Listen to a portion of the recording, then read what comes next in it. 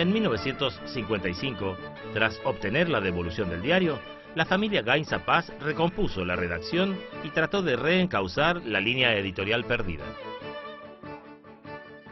Cuando yo recibo en 1955 el telegrama de Alberto Gainza Paz invitándome a integrar la redacción de la prensa en forma oficial, a la que ingresé directamente como redactor, sin cubrir las instancias anteriores, que era la de aprendiz, la de reportero, la de cronista, es decir, y no solo yo, un grupo grande, porque en la prensa hubo peronistas, que cuando se produce la confiscación del diario, algunos se dan vuelta y se solidarizan con la prensa, otros no. Luego del peronismo, cuando es restituido a sus antiguos dueños, ya la prensa, no solamente que ha perdido el vigor que tenía, ¿pero por qué? Porque ha cambiado el escenario comunicacional. Ya las radios ocupan otro lugar y especialmente empieza a surgir a partir del año 51 la televisión.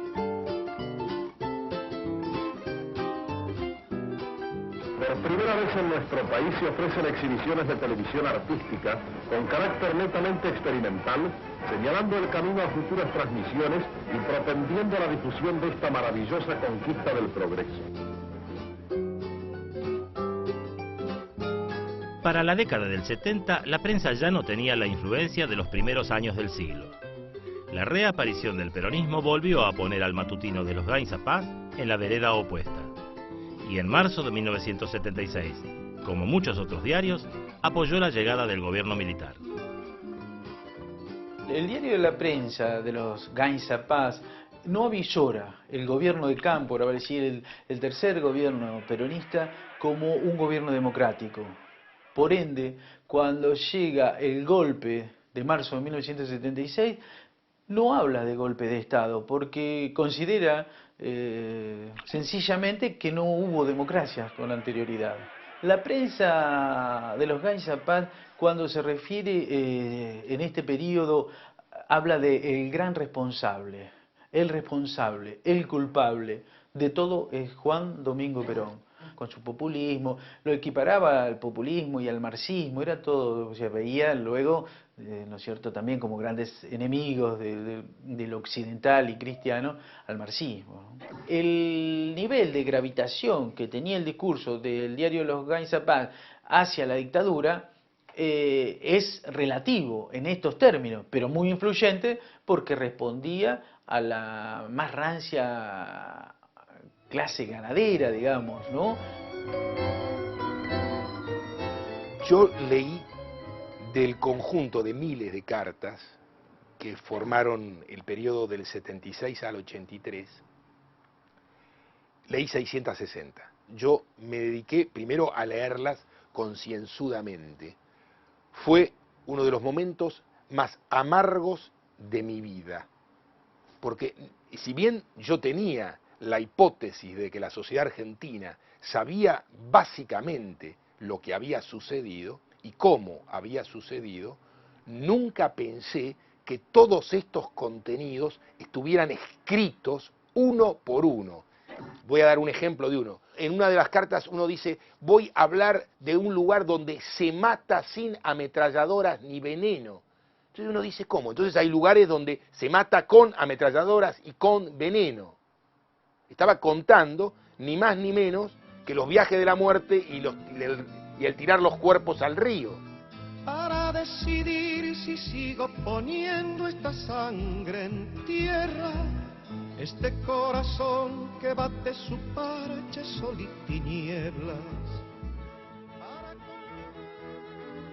Sin embargo, luego del respaldo al golpe, la prensa comenzó a criticar a Videla y en sus páginas apareció, en octubre de 1977, la primera solicitada en reclamo por los desaparecidos.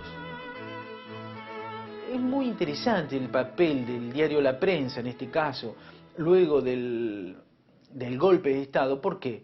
Porque la prensa fogonea el golpe en el entendimiento de que la dictadura, Videla y compañía van a destruir el peronismo, van a privatizar todas las empresas públicas y consecuentemente va a ser otro el país. Ahora bien, empiezan a transcurrir los años, digamos, el primer roce que tiene es cuando le invitan a integrar la empresa Papel Prensa y el diario Los Ganzapás se niega, y después en el 79 hay una suerte de punto de inflexión.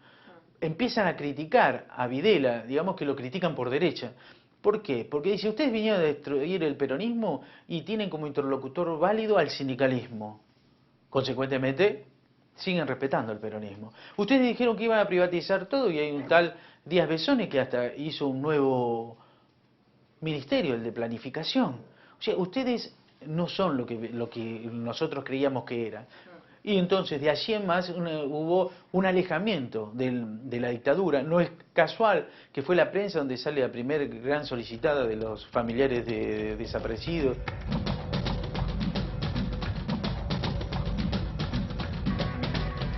Conviene recordar que el episodio de la iglesia Santa Cruz es un episodio en el momento en que están recolectando dinero y firmas para publicar una solicitada en la prensa. El lenguaje que se ve en esa solicitada es de una mezcla de perplejidad y de dolor, y es un lenguaje respetuoso a su excelentísimo, creo, presidente de la Nación, está pasando tal cosa que pasa. No es que sea el lenguaje de hoy opositor, combativo, de desaparecedores. Es ¿qué está pasando? No aparecen nuestros hijos. Es una cosa embrionaria respecto a la que conocemos hoy. Los amigos del barrio pueden desaparecer. Los cantores de radio pueden desaparecer.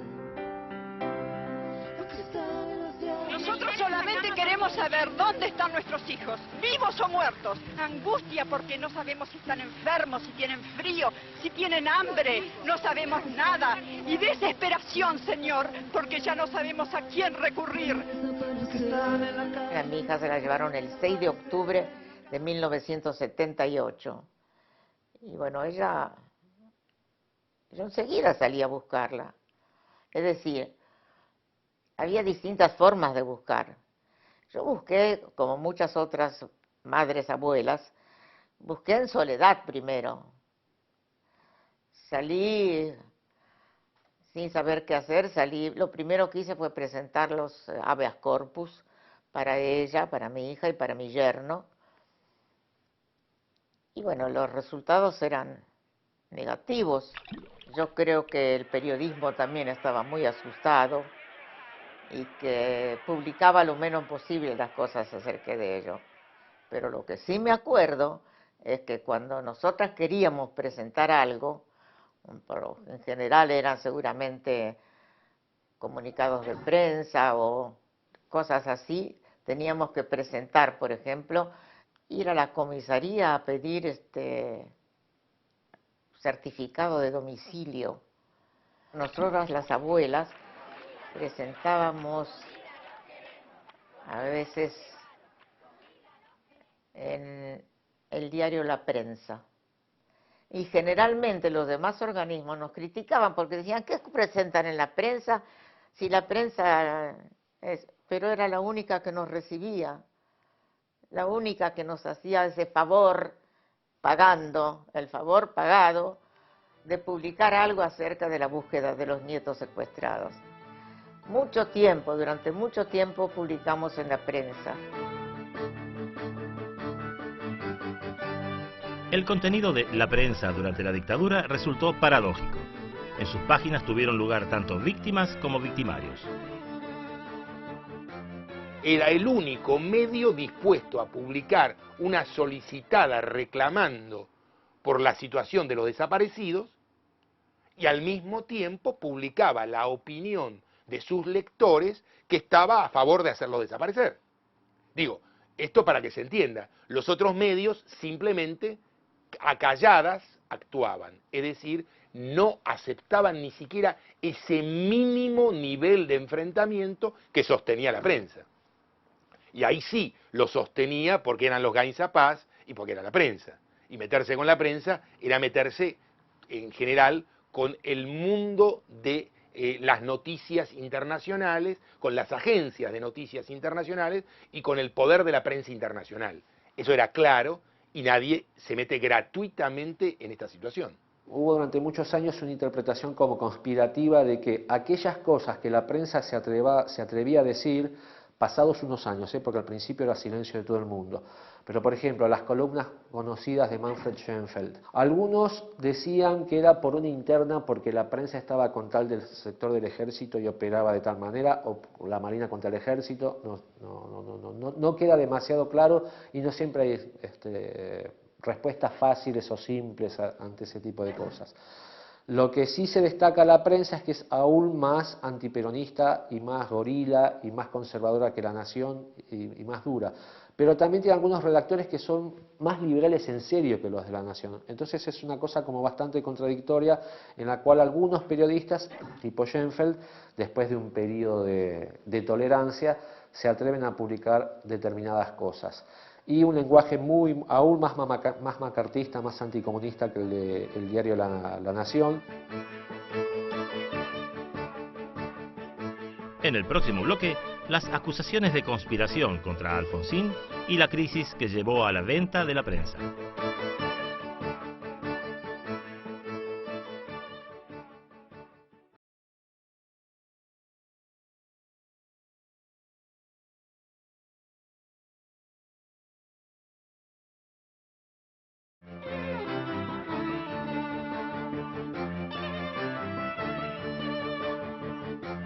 El retorno de la democracia en 1983 encontró al diario en una crisis financiera sin precedentes, agravada por la decisión de no integrarse a Papel Prensa. Para 1981-82, bueno, el diario estaba pasando una gran estrechez económica, porque había una gran recesión y además no comulgaba con las disposiciones del gobierno de facto. Y con el gobierno de facto le puedo contar una anécdota central, que fue prácticamente un pivote en la historia del diario.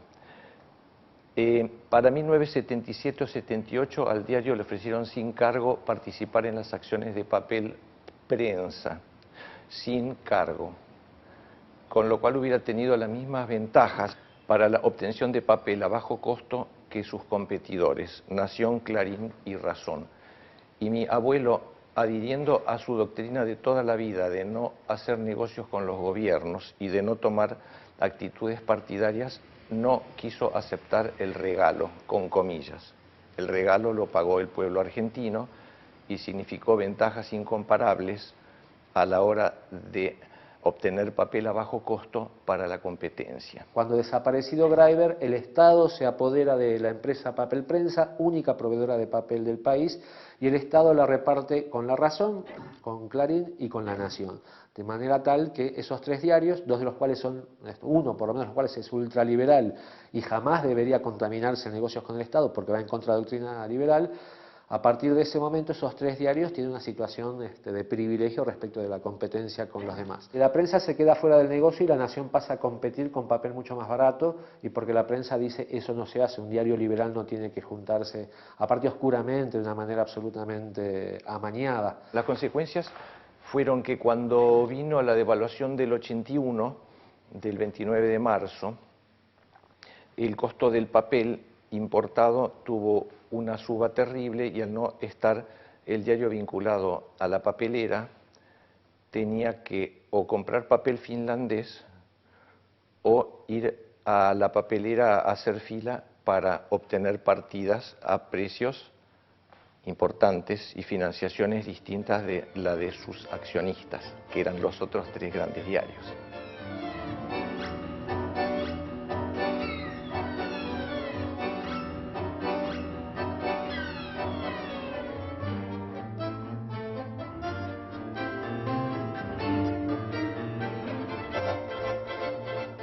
Todo eso hizo que el diario siempre estuviera bajo alto estrés financiero, y cuando yo ocupé funciones, la orden del día era cubrir los bancos, lo cual era muy difícil y se hizo cada vez más difícil.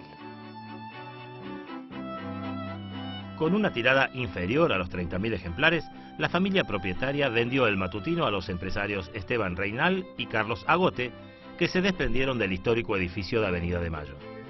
La vieja gloria del diario de José C. Paz se había desvanecido.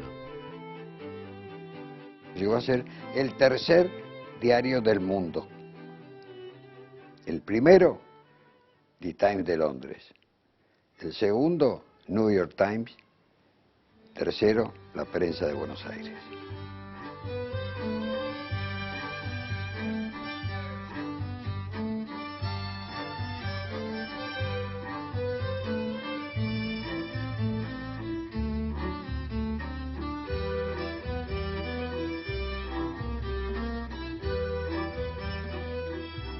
El proceso que lleva adelante el diario o la empresa de los Gainza Paz para deshacerse del medio es precisamente ya es a principios de los 90, se complejiza aún más porque ya aparecen los multimedios, ya lo tenemos a Clarín como lo que es un gran multimedio. Entonces ya un diario que solamente fuera eso ya le costaba mantenerse y se va diluyendo la clase social a la cual representaba la prensa, ¿no? De modo que por eso la familia Gainza Paz opta por deshacerse del diario. En 1993, Amalia Lacroze de Fortabat compró el diario y 4 años después lo traspasó a manos de su actual propietario, el empresario español Florencio Aldrey Iglesias.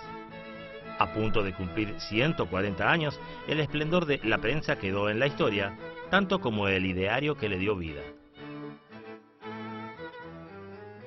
La Prensa tiene el horizonte que el bloque de clase dominante estuvo hasta 1930. Se imagina un mundo bucólico, tranquilo, donde se hace básicamente lo mismo y se obtiene el mismo resultado. Es un diario y una visión extraordinariamente estática del mundo, que no tiene ninguna capacidad de adaptación ni ninguna aptitud para una lógica de transformación que el mercado mundial plantea. En consecuencia, es el horizonte de una clase dominante cuya capacidad de ser una clase dirigente es mínima, a tal punto que ya hace muchos años que esta clase dominante no es una clase dirigente. Los tipos de La Prensa le pidieron a los Aleman, a uno de los Aleman, a Juan Aleman, antes de que fuera secretario de Estado de José Alfredo Martínez de Oz, un análisis sobre el funcionamiento del diario, de las secciones, de los contenidos. No se te escapa que Juan Aleman no es un integrante de la fracción bolchevique, ¿sí? Digo esto por la reacción. Entonces Aleman hace lo que le piden. Estudia los contenidos, mira qué pasa, y hace un comparativo entre ese diario y La Nación, por ejemplo. Entonces les plantea, entre otras cosas, que tienen que tener una sección de fútbol. Entonces los tipos lo miraron, se pararon, no lo saludaron y se fueron. ¿Entendés lo que te estoy diciendo? Es decir, esta es la cabecita de Alcornoque, porque uno puede ser conservador, pero no tiene por qué ser idiota. Estos son conservadores e idiotas todos juntos, en un solo envase.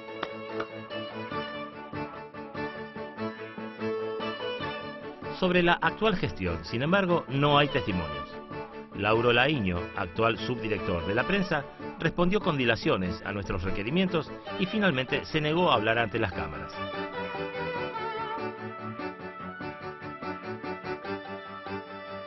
En el próximo programa de Historia Presente, el diario La Nación, la tribuna de doctrina que nació en 1870 para difundir las ideas de Bartolomé Mitre.